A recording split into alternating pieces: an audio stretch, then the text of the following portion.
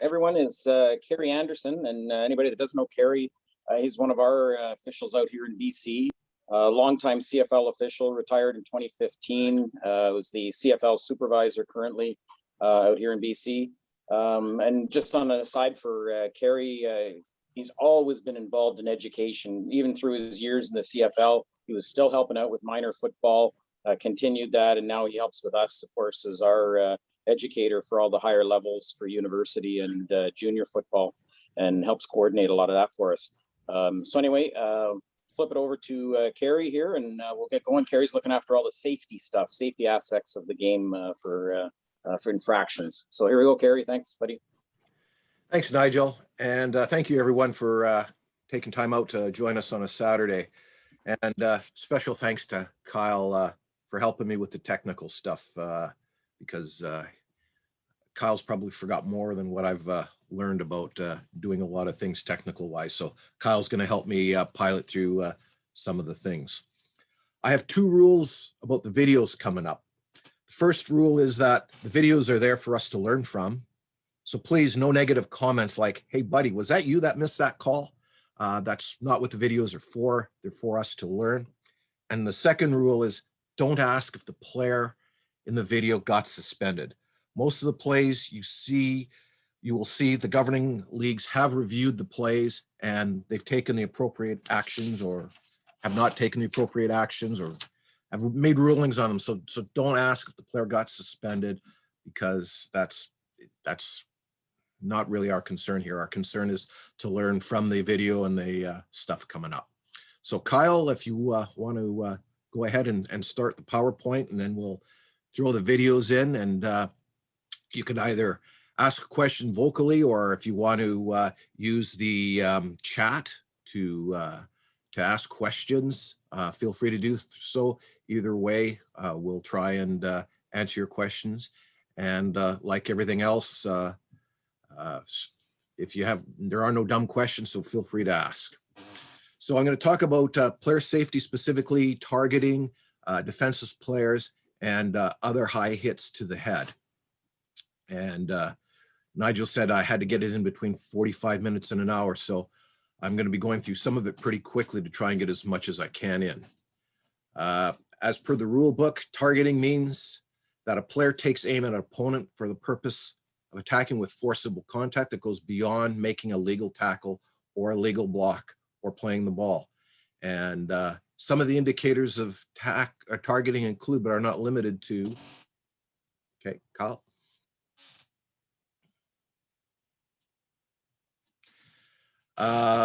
Launching. There was one slide, I guess in my technically challenged thing, we missed out of there. I just want to take a step back before we get into the definitions here. What the philosophy used to be was, if you're unsure, leave it alone. It was always easier to explain to a coach why we missed a call rather than try to explain why we made a bad call. Well, that still holds true for the technical part of football.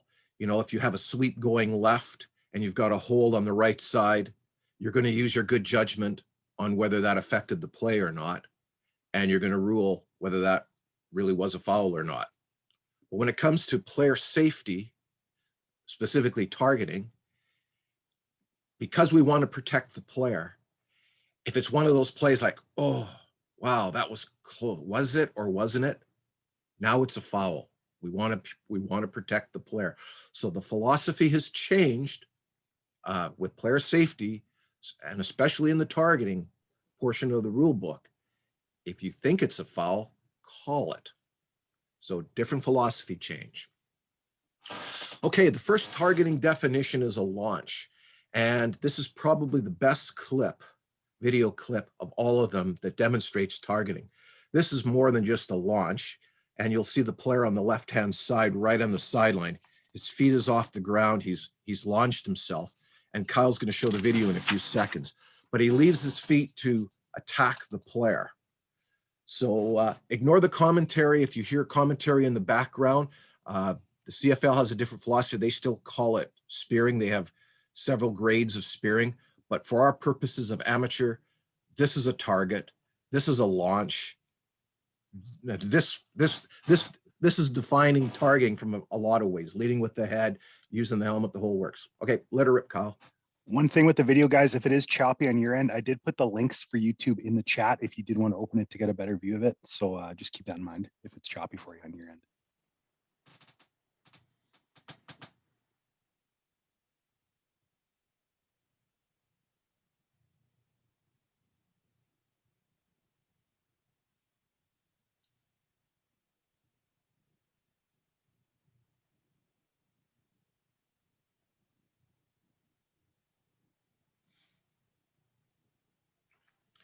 So he launches, he leads with the helmet, he hits the ball carrier. Yeah, this meets the standard of our targeting in very many ways as defined by the rule book. And that's got to be called.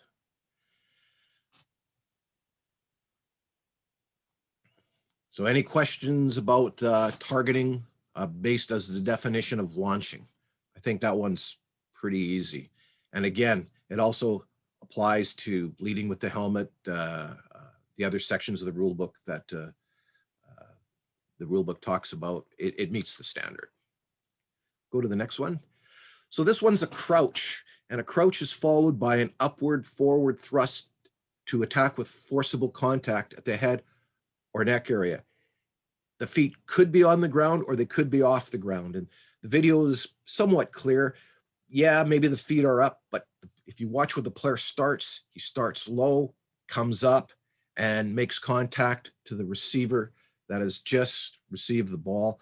The receiver's in a vulnerable position, and this meets the criteria. This meets the standard of a target based on the crouching definition in the rule book. Okay, go ahead and let her rip.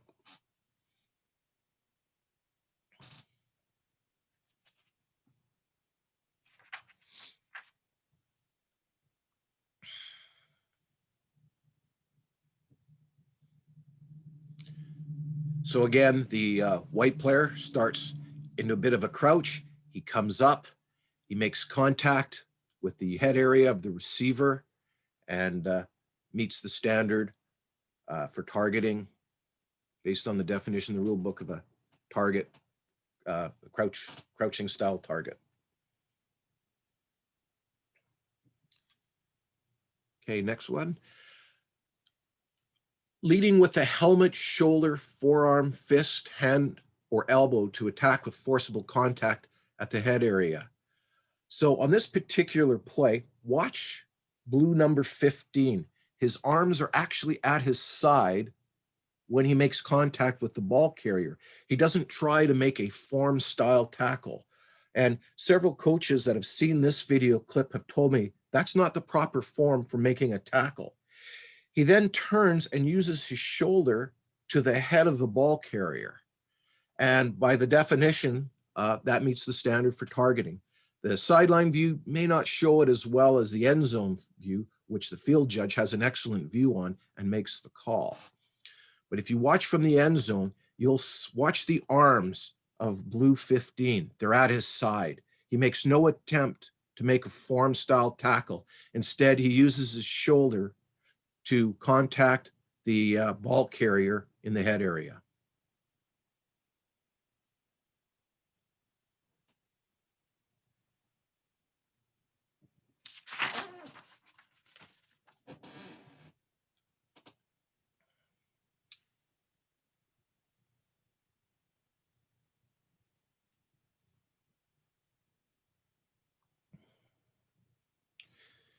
Any questions on this particular play? Okay, next one, Kyle. After the end zone, we'll let the end zone go through one more time.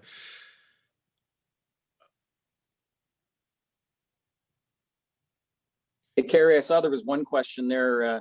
The difference between the crouch and the launch, is that the difference whether they leave their feet or not? Yeah, the launch is shown in the first one. He's clearly left his field. He's launched his body, led with a helmet. Whereas the crouch, he may or may not leave his feet. He gets down in the crouch and he comes in an upward motion and then contacts the ball carrier or the receiver in the head area. a crouch, you may or may not leave your feet. You can still have a crouch without leaving your feet. So hopefully that answers the question on that. Next one, Kyle.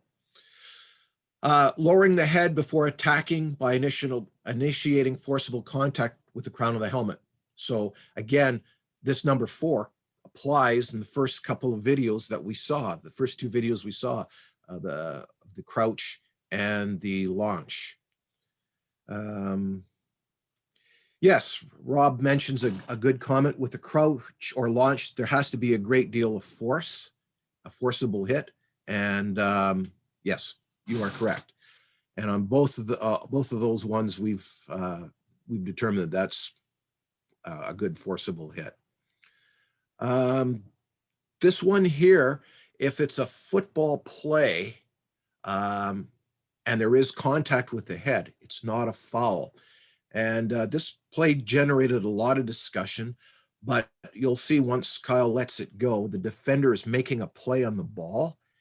Yes, there's some force to the receiver's head area, but again, is that a football play? And after a lot of discussion, we decided that it was a football play.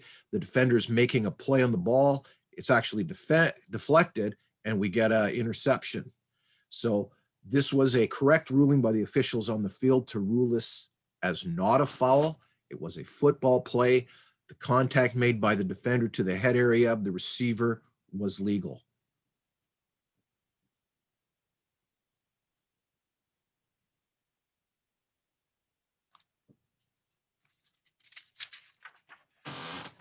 Everybody okay on this one? Okay, next. Yeah, the incidental contact while making a play is not a foul. Okay, so we're going to talk about players in a defenseless posture. And it is a foul if a player initiates unnecessary contact against a player who's in a defensive posture. Now, for these to be a foul, and you have to have one of each. So first we're going to go through the definition of players in a defenseless posture, and then we'll go through things that can create a foul in this defenseless posture. Sorry. So players in a defenseless posture are a player in the act of or just throwing a pass.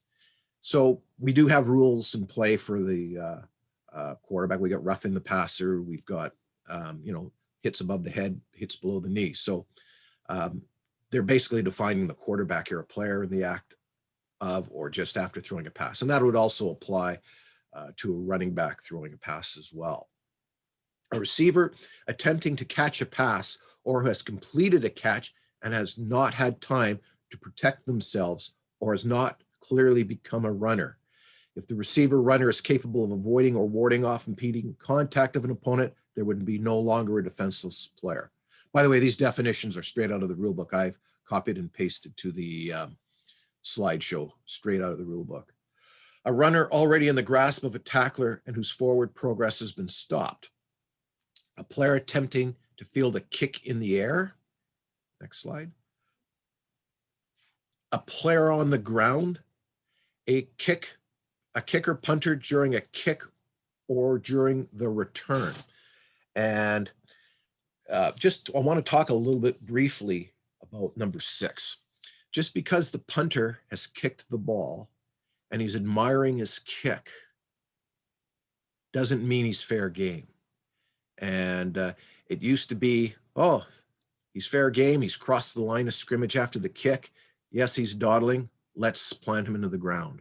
Well, if he's not able to protect himself, he's not open for fair game.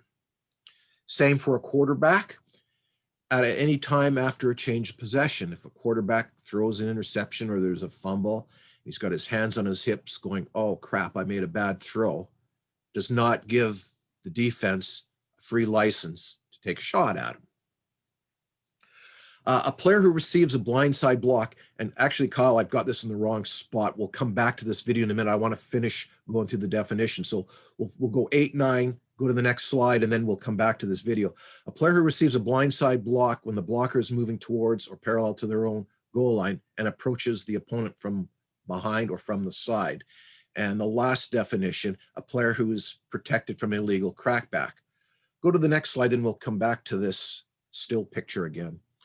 So the prohibited contact against the player who's in a defensive posture is forcibly hitting the defenseless player's head or neck area with the helmet, face mask, forearm, or shoulder. So going back to that play we saw earlier where the player, blue 15, had his arms at his side and used the shoulder and got the ball carrier, there's your definition of shoulder.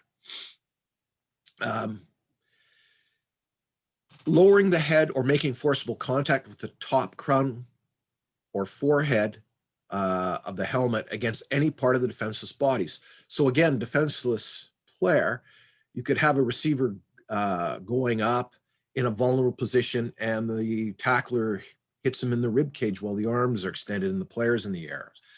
So it doesn't necessarily mean you have to hit him in the head. You could still spear the guy, and this would be your spearing definition.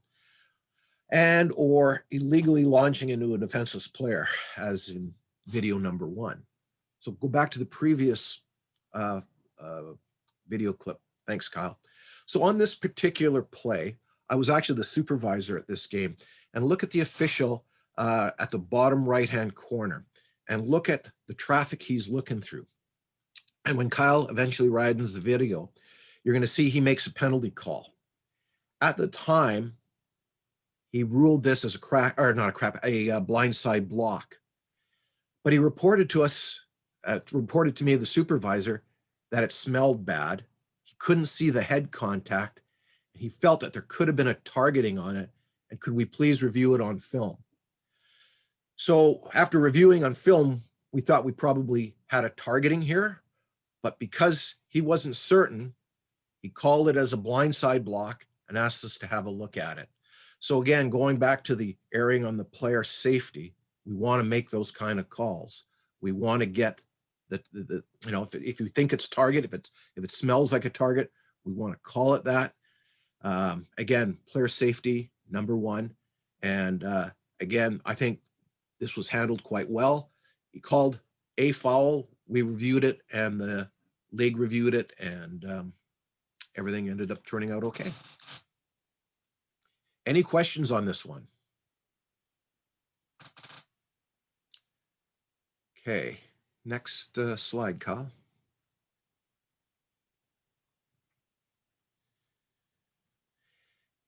And next one. Okay, head tackling, clotheslining. It shall be illegal to tackle around the head in the open field or straight arm tackle to the head, commonly referred to as clotheslining. Now, in the lower levels, you're going to hear the coaches scream all the time, "It's a head tackle, it's a head tackle."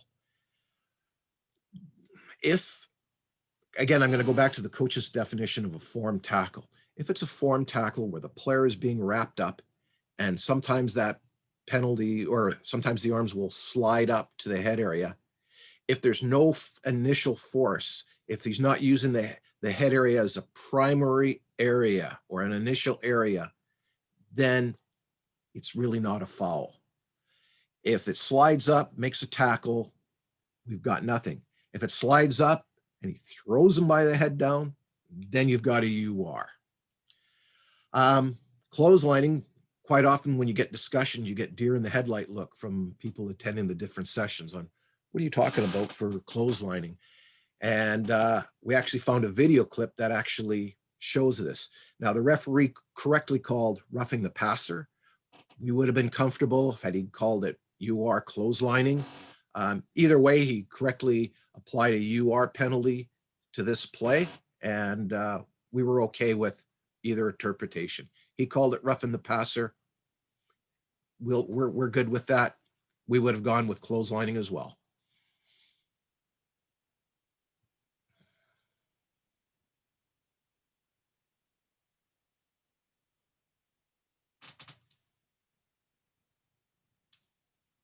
Yep, sure, one more.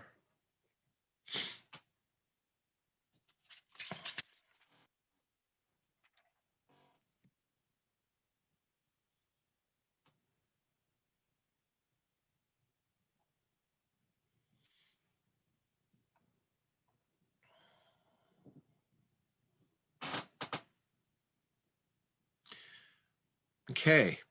So you've seen the six. Carey, excuse me. Yes. Excuse me. Murray Drinkwalter here. Just a Hi, Murray. thought on that last previous play. Mhm. That quarterback is not in the act of passing. Yeah. So how could you call that roughing the passer? Mm, I'm just being a little technical here, bringing it out. yeah. No. I guess because the tackles have retreated into a passing formation, and yeah, he hasn't had a chance to set his feet. He hasn't had a chance to get into the passing thing. Great question. I guess from a supervisor's point of view, we got the foul on it. Exactly. That's what I'm thinking. But I just wanted to bring that up. That's all. Yeah. I graded the film on this one, and I graded it as a correct because I want to protect the quarterback. And I would have done the same. Yeah. Yeah. And I'm not going to get too technical with the referee on his definition. He tackles are retreating. He hasn't quite set his feet to get into the passing motion. I'm okay with that. Okay. Carey, it's Jim Crowley in the suit. Could I call that as a blow to the head Can you versus roughing the passer? can you rewind that again, Kyle, again? I'll look at this again. I don't think the defender came and made a blow. Oh, okay. He reached and grabbed on this. Okay. Let me look at it again closer, but I'm thinking it's more of a reach rather than Okay. a blow. But because it's above the head, yeah, it's a reach. Okay. Yeah. Okay. It's contact above the head, and under the rough and the passer rules, any contact above the head is illegal or clotheslining. So I would not call that a blow to the head. Okay. Okay. Because then we're getting into the targeting area. Yeah. Nope, Yeah. but good question though. Good question. Right. So just a further question on that. I realized that like in that play, whether it's called roughing the passer or called UR as a clothesline, does that change the outcome of like of the penalty, like in terms of yardage? Like No. how much yards is going to be put against them? It's 15 yards regardless. Yeah, it's 15 yards regardless. Yeah, so it wouldn't change the yardage penalty. Your application points there, PLS up 15, unless he broke the tackle and gained some yardage, then it'd be point ball dead automatic first. But and yeah, the application's still the same. With that play, had that play have gone further and say been tackled around the head on say the receiver who caught the ball, would that then immediately be flagged for targeting and clotheslining instead of, like, I'm just trying to figure out if like I understand in that specific scenario it could go either way, but in an instance with another player, would that be UR for targeting as opposed to roughing the passer? Hard to get into could'ves and should'ves, but had that, let's just say that particular type of tackle Happened on any other player. on a receiver, I would have called, if that was receiver, I would say that's a clothesline on the receiver and a 15-yard UR penalty. Because it's not a blow to the head, I would stick with the UR clotheslining. If the red player swings his arm and makes contact, and it's a forcible contact hit to the head, you could possibly upgrade that to a targeting. But I would like to see a forcible move by the red player as a direct blow to the head. Now, whether targeting or UR is that going to affect how much yardage play wise and whether ejection or not Yes. to the defensive player? Yep. Yes, because if you apply the targeting rule, depending on the level of football, and somebody will jump in there and tell me where the cutting point is, I believe it's U15, but please correct me if I'm wrong. U15 and above, other than the junior and CIS ranks, it's going to be a 25-yard penalty and a disqualification. Junior and CIS will review those plays, I believe. And I believe under U15, it's a 25-yard penalty for the first offense. Somebody jump in case I've got my numbers wrong here. But I believe that's what the rule book currently says. So anything you rule as you are clothesline, head tackle, 15 yards. If it's targeting, it's 25 yards and possible disqualification, depending on the age and the league. Thanks, Murray. That Murray just confirmed I've got the right definition, U15. So now, sorry, now with that, now I know I'm very new, so very young. I rep pretty much strictly U15. Just trying to see that real distinction between targeting versus UR, because the outcome of the play is very different. Yeah, and then, well, if you go back to page 42 of the rule book, the highlighted area, Article 6, the targeting, which we showed on the PowerPoint, is all laid out. So to call it targeting, you've got to meet, those particular standards as highlighted in the rule book. So if it meets that standard, then you've got targeting. Oh, Kyle's just going back to find it for me. Perfect. So it's defined in the rule book there. I just don't want to be caught with making the wrong call accidentally. Yeah, no. And again, when it comes to player safety, the philosophy's changed. So we want to protect the player. We've had a decline in numbers for football registration. We've not gotten very positive press, regarding football. A lot of parents out there would rather their children play other sports than football because of this negative press. They think that football is a dangerous game, and we've got to change that mindset. And I think the Rules Committee has made some good changes over the last few years. And you know what? We've changed our philosophy. When it comes to player safety, we want to err on the side of caution. If you think it's a foul when it comes to player safety, we want you to call it. It's a philosophy change from what it used to be from 7-8 years ago.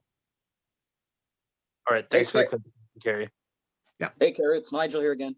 Just wondering, one of the things in the big list you had there was the blindside block.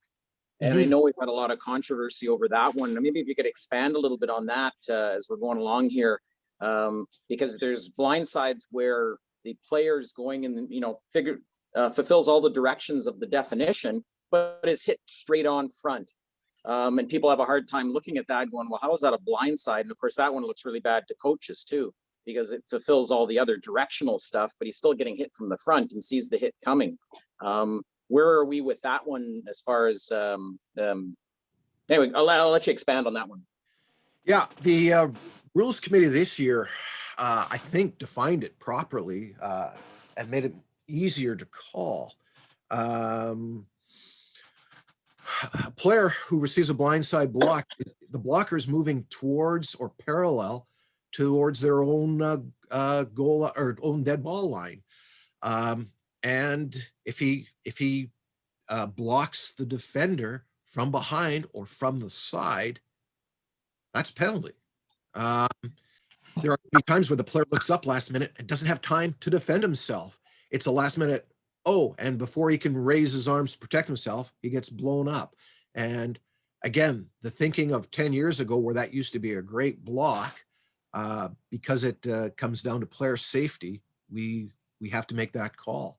And just because he hits him in the front, if his head is looking, if he's looking elsewhere and can't see the block coming, he's in a defenseless position. And I think the rule changes this year that came in help clarify that. and help define that. My definition that I have here, number 8, I got to confess, was from the previous last year's book. And if someone has the update this year, I think it's better. I think it's defined better than it was in previous years. No, thanks, just Carey. have one more.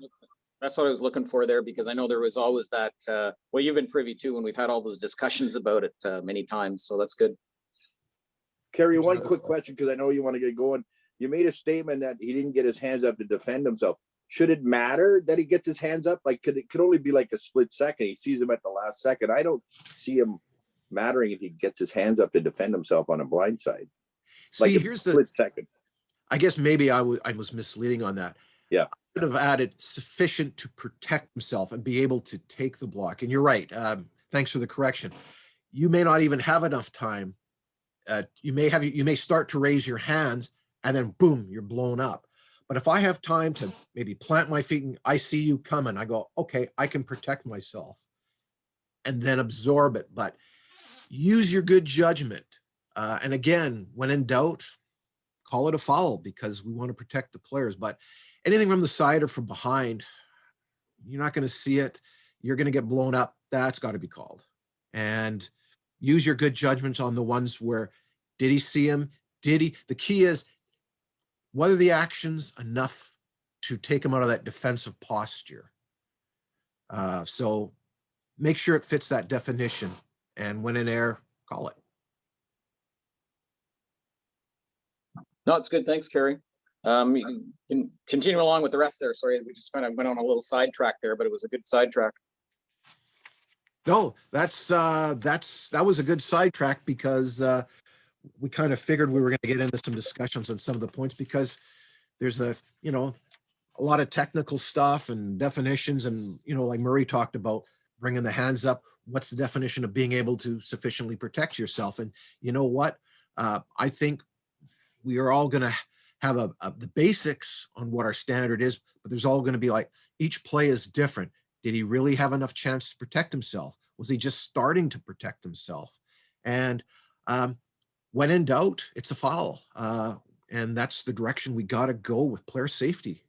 We have to take that route. We got to be able to convince the moms and dads out there that football is safe and it's a great team sport to play, and your kids are going to be protected, playing this great game. So we got to err on the side of safety.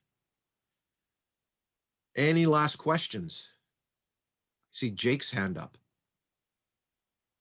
Yeah, if you don't mind, a philosophical thought here, not a technical thought. We've heard a lot, I've heard it said a lot of times by a lot of people, to err on the side of safety. I think I take a different philosophical approach, and this is very subtle. I rule on the side of safety, and most times it won't be an error. Good philosophy, Jake. And I'm serious, I think about that a lot while I'm officiating. I think it's a great comment. Mm-hmm. Carey, just to add again to what you said, a good thing to keep in mind for everybody when you're calling fouls. If you're calling a regular normal foul, and if you think it's a foul, it's not. If you think it's a UR, it is. Yep, absolutely. Absolutely. Right. Mm-hmm. Carey, Jim Fowler here. Could I jump back to the blindside block for a minute? Sure. Sure. So the blindside block, as it's defined, just has to be forcible contact with the blocker moving in an unnatural direction, and that's back towards his own goal line or parallel to. So that creates the block, the blindside block. In the defenseless player rule this year, we've added in the blind side, and we've added the criteria from the back or from the side, but that only has to be a block as opposed to a forcible block. So there's a little bit of a subtle distinction there. I think if the guy's blown up, you're going to make that call every time. I think I know where you're going, and my understanding from Rules Committee, and again, if the Rules Committee guys are on there, please jump in. Remember the crackback block that used to come in and you were allowed to hit them above the waist, but you couldn't hit them below? My understanding with the rule changes now, even if you crack coming in above the waist, that's a penalty this year. So you're going to have to make that decision. Is it a seal block or is it a crackback block? Is it a blindside block?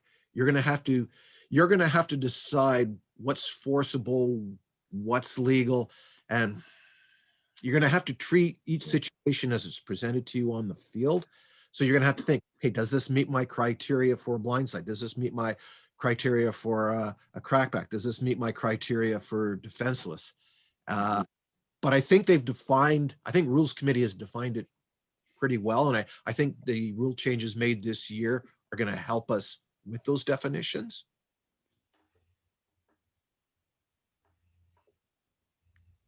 And we have a session next week on the rule changes with Kelsey, so that'll Good. that'll probably fill right into this stuff. Perfect. I'm gonna ask you a second. I gotta see.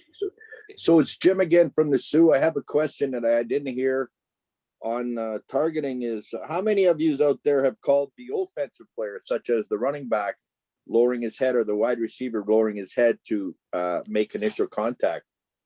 We don't hear much talked about that, but we do see it once in a while. Yeah, that's a tough one. Yeah. If it's a third down and the guy's plunging into the line, that's a normal football move. And that one is a tough one to call. I think you have more of a chance if you're in the open field and on a one-on-one. And again, I haven't seen it on film, so I haven't been able to find the example that fits that criteria. But what I'm visualizing, and some of the other guys like Murray, please jump in if you've seen it or can add to it, where a defender might be in his form to make that tackle, and the running back or the receiver lowers the head and pile drives through him, I guess. That would sort of be my visual on how it might look. Murray, how do you see that? I would tend to agree with you. You're basically going to see that, I think, on a one-on-one situation in the open field, or even on a running back that may be just outside the tight end or something. But I think if you're going to have it in the middle of the line between the tight ends, it's going to be hard to see and it's going to be hard to call. Okay. Thanks, Murray. That's my take on it. Yeah. Yeah. I agree with that.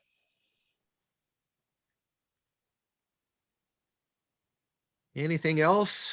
If not, it's 1:45, and I think Jim Mullen is your next speaker. I'm going to head over. I've got the level 1 coming up with Frank White in another hour. Okay. So thank you, everybody, for taking the time to attend on a Saturday, and to all the people that put together these sessions. Thanks for inviting me to come on board and I enjoy talking football, and wish you guys all the success on the remaining weeks.